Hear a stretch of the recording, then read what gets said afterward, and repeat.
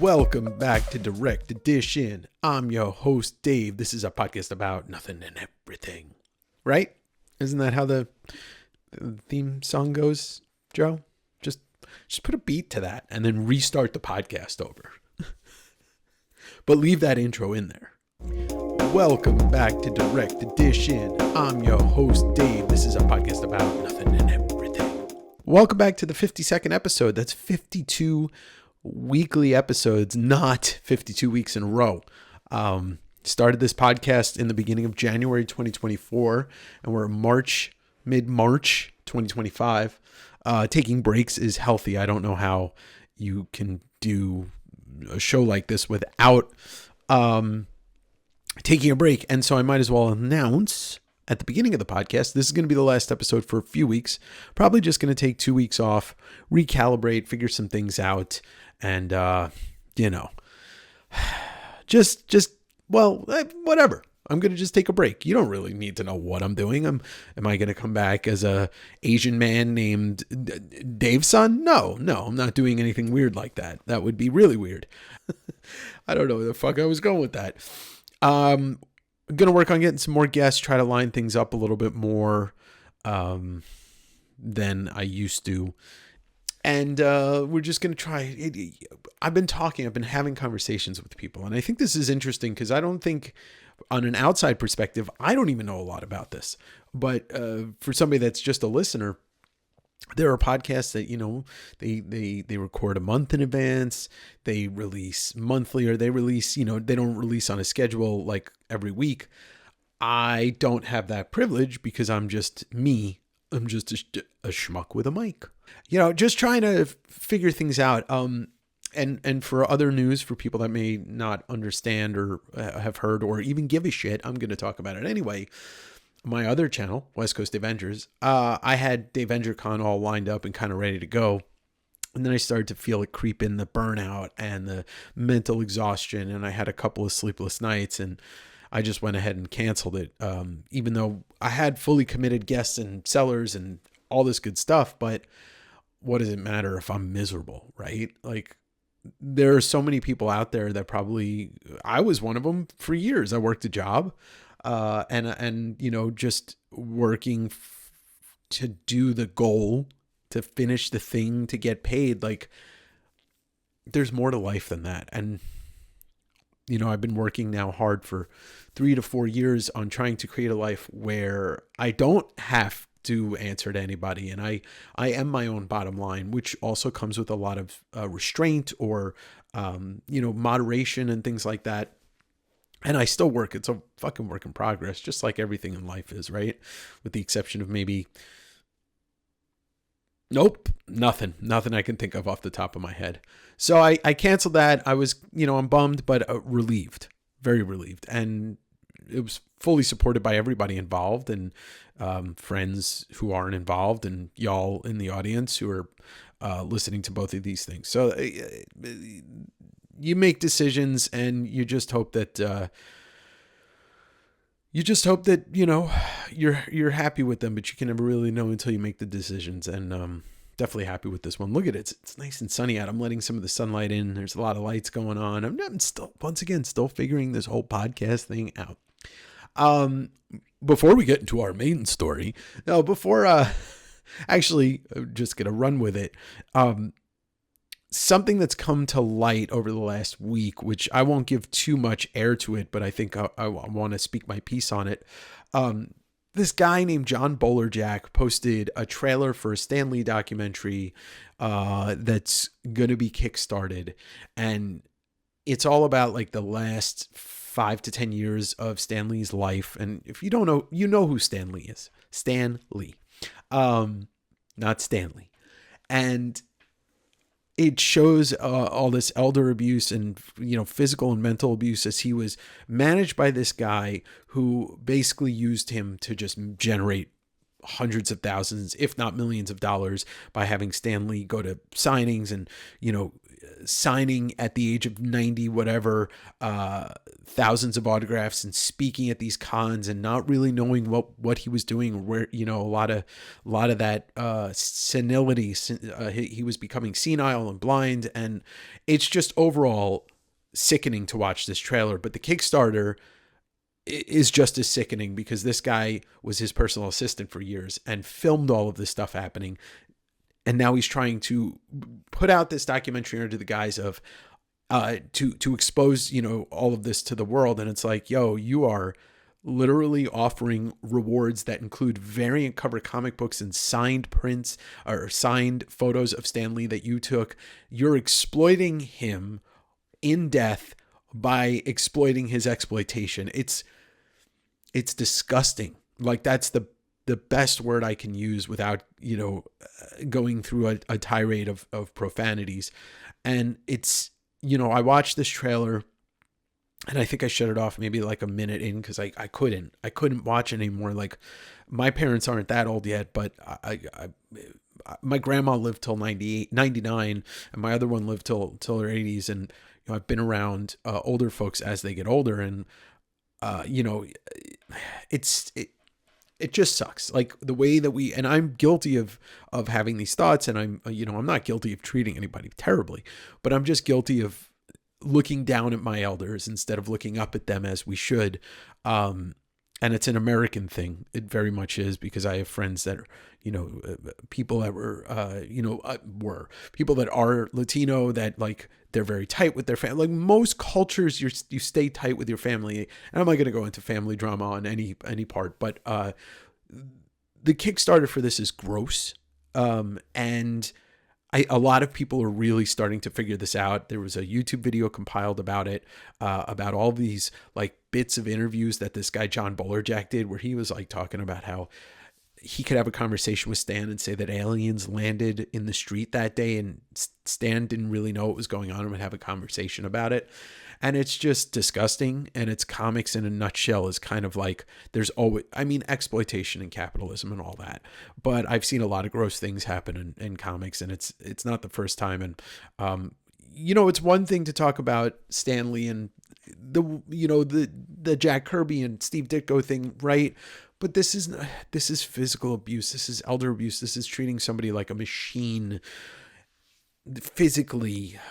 Anyway, I will link this great Reddit thread in the comments that can kind of shows that YouTube video and kind of breaks it down and all the different things. It's a great way to kind of understand it. I don't think that anybody's out to get this guy, John Bolerjack, just because it is very much easy to see once you start looking at it with your eyes open. Do not support that Kickstarter. Do not. It's just fucking wrong.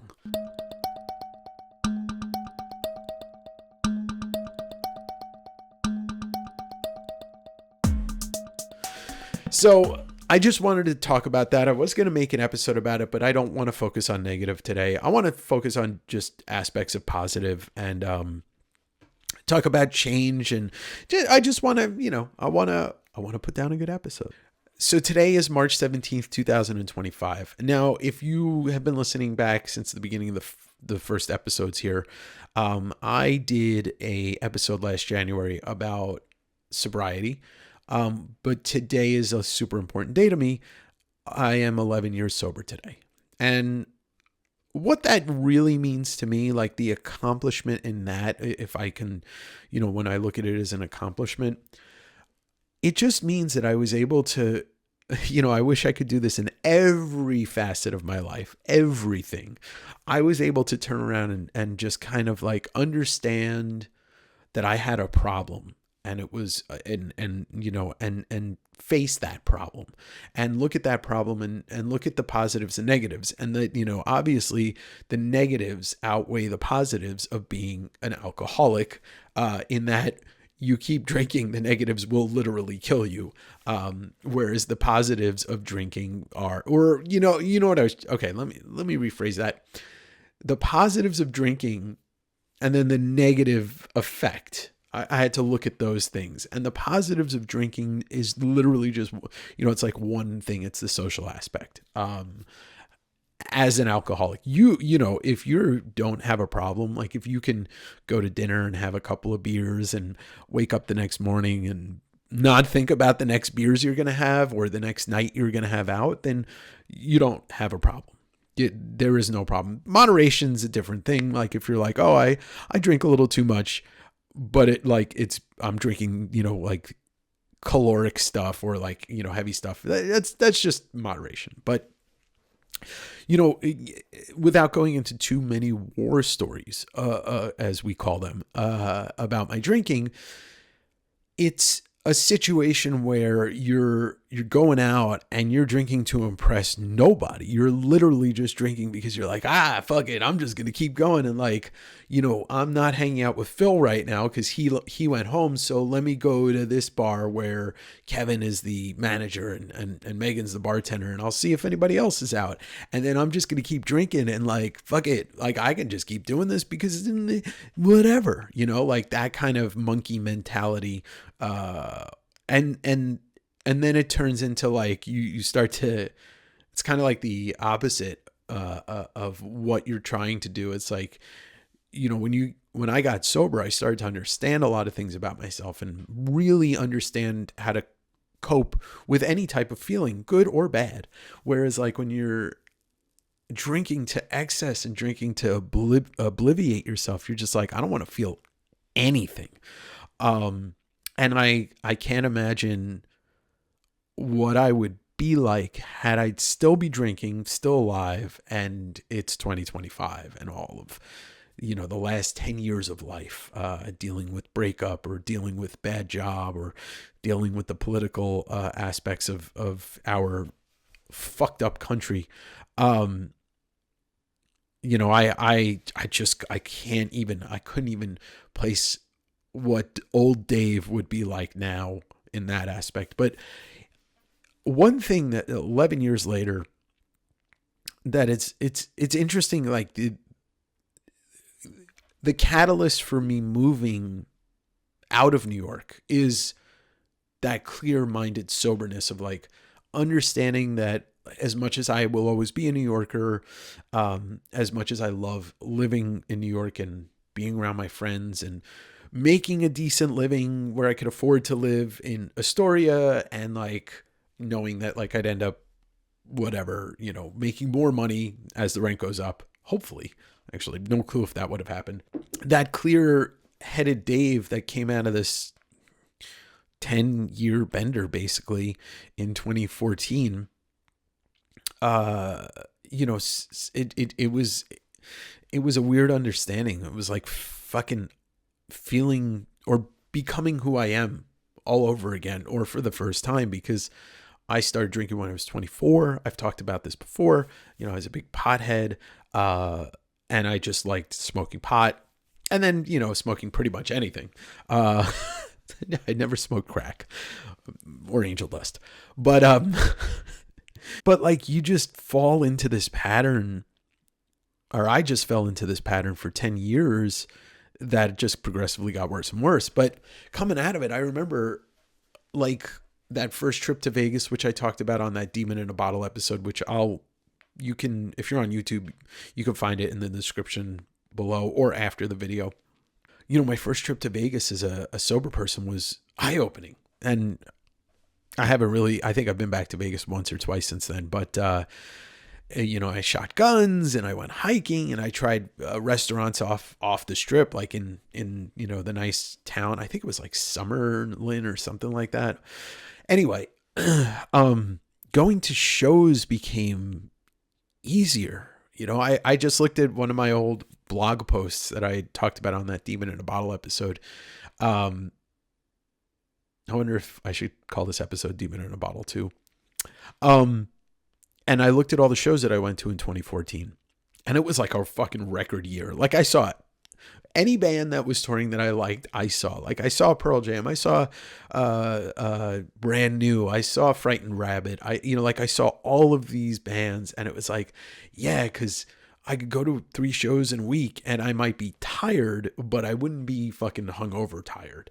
And a Manchester Orchestra, I believe they did a tour with Balance and Composure and Kevin Devine. And I think I went to like 3 shows or 4 shows on that tour. And it was just watching myself become this person again. And I can look at myself, I could look at that time now where I am here, and kind of see that person become who ultimately is talking on the microphone right now. And it's, I tried going to meetings and it never really took for me. I am unique. No, I'm not unique.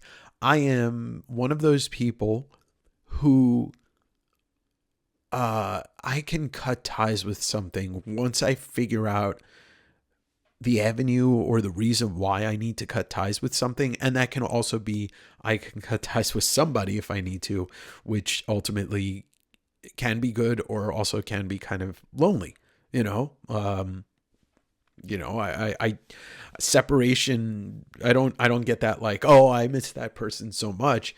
It's just like, but then years later I might be like, oh, why'd you do that? And that's just part of living, right? That's, we aren't who we were yesterday, and we have no clue who we're going to be tomorrow. We can only kind of sit with the person that, that is in this present moment, but doesn't mean your mind can't wander to those places, right? Like without you wanting to, but, getting sober in 2014. And then ultimately it was, like maybe 6-7 months later is when I decided I was like, I'm going to move. It's hard for me to remember that year because that was, like I said, it's a huge transitional period just in 365 days. Like I can think of certain years where it's just like I put my head down and I did a lot, but there's not this huge change that happened. Like last year, I put my head down and I did a lot, and that results in 3 weeks in Japan. So when I look back at 2024, a lot of stuff, sure, I could talk about that happened, but ultimately that's the year I experienced Japan for the first time, which in 10 years, it might be this huge, huge milestone, or it just might be kind of like another piece of life. It's interesting to go back and think about the person you were or the things you did that ultimately lead to something else. And that decision to move and pack up, sell pretty much everything except a minivan's worth of stuff, and drove cross country from New York to Washington. And it's interesting because I had a really close friend named Bob, and we were thick as thieves, as they say. And he was the person that kind of convinced me to move to Astoria, Queens from Long Island, because he's like, oh, you got to come visit, we'll go out and just check it out. And like, it's always been how like inspiration moves me, is like a friend will be like, yo, you got to come out and check this out, or you got to do this, come with me to do this. And if it vibes with me, I just grab it and I own it. And I loved living in Astoria, but ultimately it brought me to one hand, the good of, I moved to Seattle, but the bad is I went from being like a Long Island party drinker, whatever, not going out too much, just like having parties, to like having 20 bars within a 10-minute walk of my apartment door and meeting a lot of people and random hookups and all that shit that comes along with living in a city, especially the biggest city in the country. But ultimately it was what brought me to my bottom and then moved me out west to where I am, where like I can't say that my life has ever been better than this, because I think this is the best right in this moment, with the exception of things that are external that I can't control. But in this moment, like, things are better than they've ever been in my life, because my head is on my shoulders pretty much as tight as it's ever been. I remember trying to figure out, how am I going to do this? And so Bob and I and our buddy Scott went out west, and I think it was their first times in the Northwest. Yeah, both of them had never been to the Northwest before. And I was dating that girl, Emily. So I'd been out there a bunch of times to Seattle, and we experienced the Northwest, or I experienced the Northwest with 2 people for the first time that were there.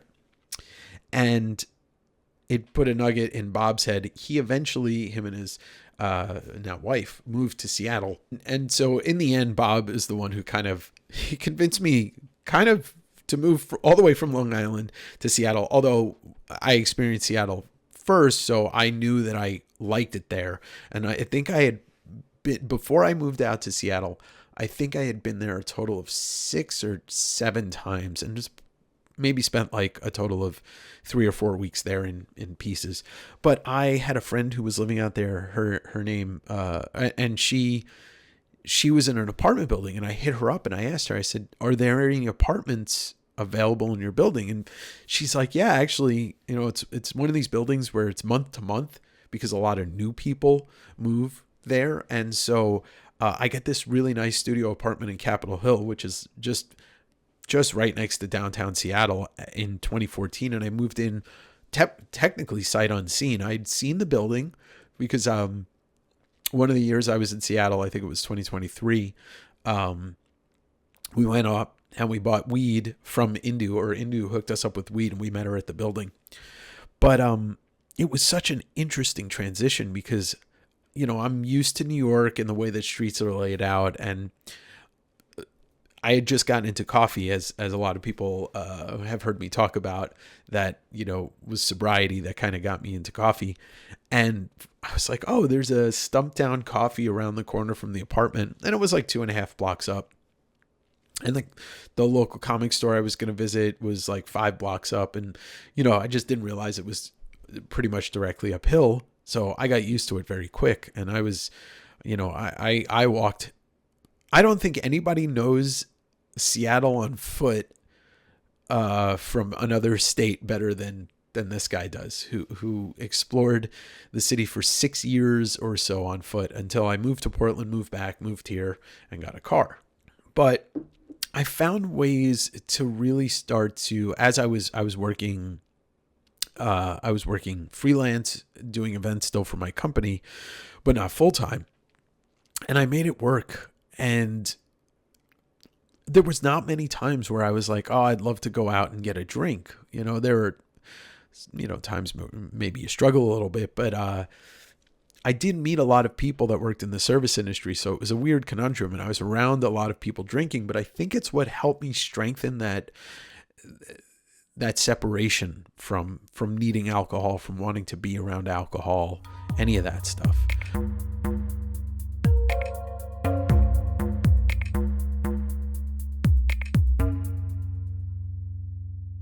I still kind of remember those early days before I moved to Seattle. I still remember those early days of trying to navigate my feelings and the desires and the kind of not reflex, but the response, the kind of emotional response to what I was going to do with my life. And so that's why as I talked about this before, I went to the movies every Friday. I tried to go to the movies more than that. I tried to go to more shows. I tried to, I think I went to like a whole bunch of Mets games before I left New York, because it was like, yeah, I was going with a bunch of friends that might have had a beer or two, but it's not an activity that I associated with drinking. I was going to sporting events for years and years and years of my life before I ever started drinking. So it's not that association. I think that's maybe one of the reasons, wow, discovery right here on the podcast that I never kind of thought of. I think it's one of the reasons why I'm able, and I was always able to go to shows and sporting events and movies without needing to drink, is because I did it for like 10 years before I ever started drinking. Smoking weed's a different story. I'd go to some shows and I'd get high, and sometimes it would be great, and sometimes it would be like that second Mars Volta show I went to where I still remember this shit. I was also drunk. I might have been doing some other stuff, but I love Mars Volta, so this is said with all the love. They were on their second album tour, so it was Francis the Mute, and they didn't have an opener, and I went with my buddy Scott, and we went with my roommate and this girl that I loved, and we all were different versions of fucked up at that show, but they played for like 2 hours and 20 minutes or so. And I remember at the end, it was at Roseland Ballroom, and I was kind of joking, but I was not. And I was like hugging a pole, screaming at Scott, not like obnoxiously. I was just like, make it stop. Like they didn't stop playing. But, you know, obviously looking back on that, I've only seen Mars Volta do 2 shows where they were playing with another band. I've seen them like 4 or 5 times where they played with, it was just an evening with themselves. And man, those shows are amazing. 2.5 hour shows of just like wormhole music. Miss that shit. Anyway, my association with shows, yeah, that I think there's a big reason. Like there are shows that I used to get hella fucking drunk at, but it, you know, if I was going to see Pearl Jam or Nine Inch Nails or a bigger band, nah, wasn't drinking at all. Just enjoying the music in its purest form. I didn't need anything. But if it was a smaller show, like if I was going to see my buddies Sainthood Reps, they were a local New York band. They play shows in Long Island and New York City and Brooklyn all the time. And yeah, that's one of my excuses to just get fucking like hang out with my friends, drink, and then go out with them after the show and drink. And then I fell down the stairs of the Commodore. It was 3 steps right in front of them. I was like, oh God, Dave. I'm so glad that I wasn't like that much of a mess. I was like party drunk guy. But there are definitely nights that, yeah, I could say I'm not too pleased with myself. I'm more ashamed. Some close calls that I probably should have been pulled over and arrested. Also very ashamed of that too. But, you know, it's okay to look back on it and realize that you did something stupid. It's the warning signs are all there, and they're always going to be there when you look back. So if you need to ever be like, oh, why am I, you know, like, should I do this again? You just use this and try and remember that. Yeah, your mind definitely keeps it. For the most part, it keeps a really, really well written history of your own life. But needless to say, everybody's different when it comes to navigating around a problem or navigating through addiction. You know, I don't know what your experience is or what, you know, you're looking for when you're thinking about like, I don't want to drink anymore. But I think there's a common thread of like, just kind of like being kind to yourself and understanding that you're allowed to trip up. You're allowed to make mistakes. You're allowed to be a fuck up too.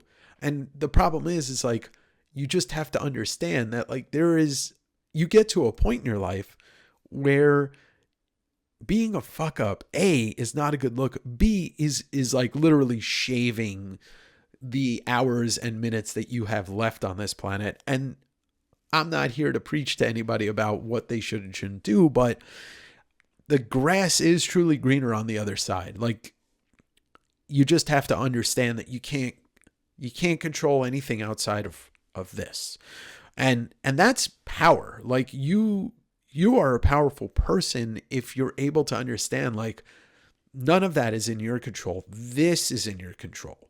What you do, how you act, how you treat your body, and how you treat others, how you treat, if you're at a bar, and how you treat the rest of your night. If you want to drink to oblivion, that's fine. And I think, and I have a lot of other opinions about that. Like, I don't mind saying out loud, like, if you're over 35 and you're drinking like you're 26 and under, you probably need to figure out what's going on there, because you're literally just poisoning yourself. I mean, that's one of the things that I wish we had more of an understanding when we're younger, but it's from a top down. That's a capitalism thing. Like the way, and I don't think alcohol is marketed the way that it used to be when I was younger, but the way it was marketed when I was younger, holy shit. Beers and broads, bikinis, dogs, pools, all of it. That's, driving trucks through the Rocky Mountains. Like, that's all beer marketing. And I think the marketing is a little bit more straightforward for liquor. You know, it's like smooth. It's the smooth Dewar's taste. Dewar's is not fucking smooth. It's disgusting. Crown Royale, though, that's a good baseline whiskey. Good baseline whiskey. But, you know, I elevated myself all the way to Scotland, literally. But you getting back to wherever the fuck that tangent just went off. That's another one we can get into, is just marketing of poisons in America, and probably the UK as well, you know, or Europe in general. But America loves to market poisons to everybody. You remember cigarette ads? Anybody old enough out there to remember the Marlboro Man and Joe Camel and fucking Cool? You know, like, yeah. And look, I am not telling you that you shouldn't smoke. You probably shouldn't. We should all do things that damage our bodies, but we all, once again, America. But fuck yeah. I'm getting way off topic on that. Anyway, I just think you know, it's in your power. It's in your power to understand where you may have a problem. And it's definitely in your power to right yourself, you know, put yourself on the right path to fix that. And, you know, look, I still have so many addictive tendencies. None of them are unmanageable. None of them are killing me. Maybe in 30 years, if I have diabetes or something, I don't know. But I don't even drink fucking sodas. Like, the sugar that I consume is more natural stuff, dark chocolate and all that. I gotta say, moving to the Pacific Northwest, also, the other side of it is like my eating habits got so much better. They go through phases of not being so great, but overall, I traded skyscrapers and drinks for mountains, clean air, and like really good really good produce, great meat, fish, lots of natural shit.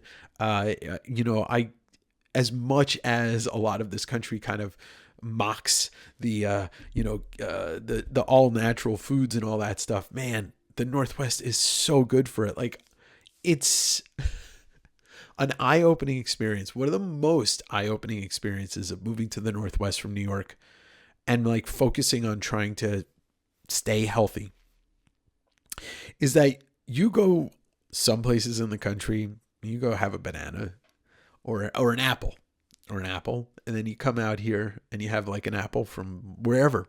And it's like, holy shit, this is what an apple actually tastes like. Or blueberries, or, you know, strawberries, marionberries, blackberries. The baked goods out here are great. The coffee obviously is fucking top tier because the water here is great. So that was definitely an eye-opening surprise in the best way possible. But it's yeah,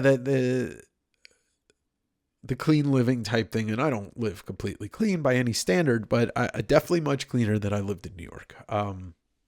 And I think New York also is just a culture of drinking, networking, bars, partying. I know these days it's a little more elitist, so it's probably 10 times more expensive than it was before I left. Decade? Yeah, definitely. I'd still be doing it though. If I stayed there drinking, I'd still be hitting those bars and, you know, finding new regular bars and partying until the sun came up. Also, looking at the person that I was 10 years or 11 years ago, there was just so much in me that I hadn't figured out that I needed to work on, or feelings that I never felt, or experiences that I didn't experience. And that's what life's really about. You know, we talk about it on the podcast so much about art and the experience, the human experience. Well, there's also like the self experiences, the things that you have to face at some point, grief in certain ways, a loss of somebody in a different way. And it's all just a fucking work in progress. And I'm just some guy talking in a microphone.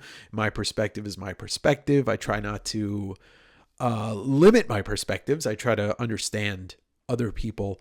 I still don't understand how the addictive personality in me grew, and I've never, and you know, I don't know for sure, but I've never seen it in anybody in my immediate family. I've seen it in some of my extended family. So I don't know, I'm sure there's studies out there about addiction, and I don't want to dive into it because I'm good kind of knowing myself at the place that I do now. Maybe tomorrow I'll want to learn more about addiction, but right now I'm pretty good.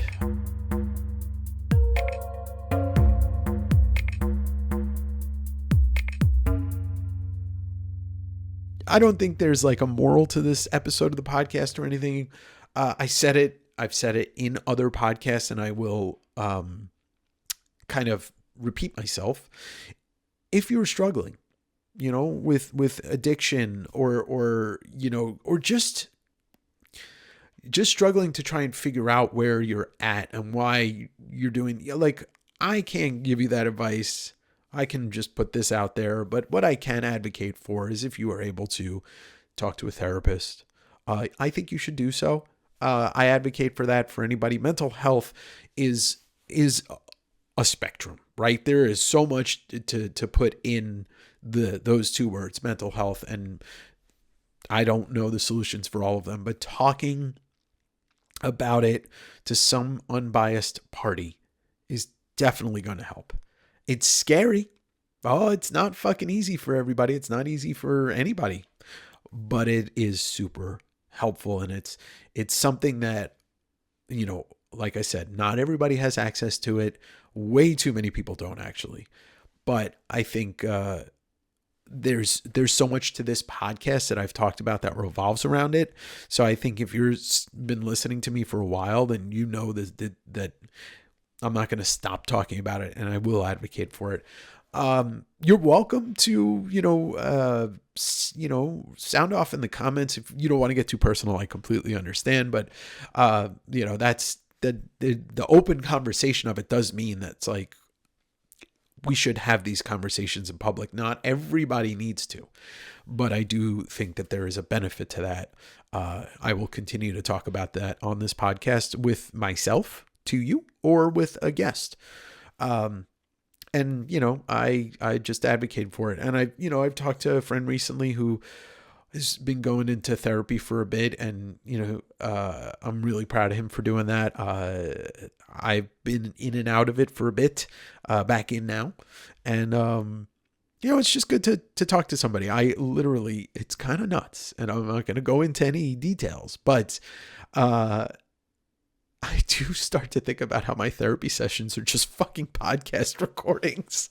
It's kind of fucking funny. It really is. I'm just like thinking to myself while I'm yapping to my therapist, and I'm just like, oh my God, this is a podcast episode. Although, I'm not going to do that, obviously, because that not only would be wrong, it's probably illegal to do anything sort of like that. But like record with my therapist, and it's completely immoral. So don't take that as something that's ever going to happen. But it is very interesting how much you can talk. And this is just me. I don't know if anybody else is like, but how much you can talk to, somebody listening, and maybe they say like 3 sentences for an hour. It's a gift and a curse, ladies and gentlemen. It's a gift and a curse. I do not ever stop fucking talking, but I'm doing this. So there's something to it, right? There's something to it. I mean, at least 25 of you are listening. Like, I could probably think of the 25 people that listen to every episode, or they eventually catch up. And I appreciate it. I do. It becomes a mental struggle sometimes when I'm trying to think of things to talk about, or I want to talk to somebody. I want to have like this conversation. I want to get this guest on, and I'm getting nothing. It's weird. But I have to keep telling myself, if you don't get a no, you keep asking. And that's the thing. That's the hardest thing to navigate about just trying to build something, try to get guests on to have conversations. Like, hardest things is to promote yourself. Like, you pitch somebody and like not sound like an insane person with a 17 paragraph pitch. And then the hardest thing is to like motivate yourself to follow up and be like, this person didn't say no, so I should probably follow up, because they didn't say yes either. Like I said at the beginning of the episode, I am going to take about a 2-week break. I think I'll come back at the beginning of April with the next episode. It's not the end of the season, 20 episode season, so we still got about another 8 episodes after this, but I'm going to just take a break for myself, recalibrate, and figure some things out. I'd appreciate it if you could do one thing for me. It's not even the rate and the review, but if you could spread this podcast to somebody, like send it to somebody, pick an episode, maybe pick one of the interviews, take one of the interviews and post it on a Reddit thread or a Facebook group, maybe the Jim Ward one in a music group, whatever, like anything that would help get some more new eyes. I gotta say, between all of the interviews that I put down, there's been some really exponential growth. It's small exponential, but it's exponential. So I want to thank everybody for just listening, and anything that you did to help, whether it's listening or liking or commenting, whatever it is, I appreciate it.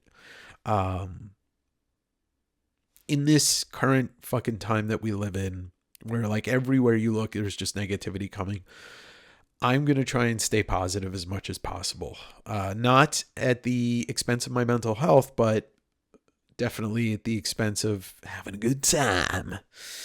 Anyway, and then as well, would really be helpful if you rate or review the podcast on the platform you're listening to, throw a comment, hit the like button, anything that, can help. I'm not asking for money yet. I am mulling over a Patreon for both Davengers and Direct Edition. It would be something like, $5 a month, and you'd get like an episode of one or the other that doesn't get posted publicly, maybe for a month or something. And then for the people that buy comics, it would be like at the end of the year, you get like a 10 or 20% off coupon for a week sale, something like that.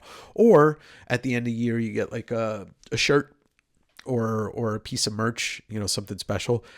It wouldn't be about making money, so to speak. It would be about ensuring that at the end of the year, like, okay, if I bought like $1,000 in equipment, or I took a trip to film some stuff, like some of that money came back to me by my supporters. I'm not ever looking to make a living off of a Patreon type thing, because I could support myself with my comic book sales, but it's about like building that core audience a little bit tighter. But that's just a thought. There's no action going into that yet. Yeah. So that's really, that's all I got to say. I thank you very much to everybody once again. Thank you to all the friends that, stuck by me as I took my journey through getting help and going to rehab and getting sober. Most of those people are still in my life. I don't know who listens to this, maybe one or two, who you are. But anyway, that's enough gratitude. Fuck you. No, I'm just kidding. I love you all. Thank you so much. Take care of yourselves, and I'll see you in a couple weeks right here on Direct Edition, a podcast about nothing and everything. Ooh, yeah. Ooh, yeah. Ooh, yeah. James Hetfield's back. See ya.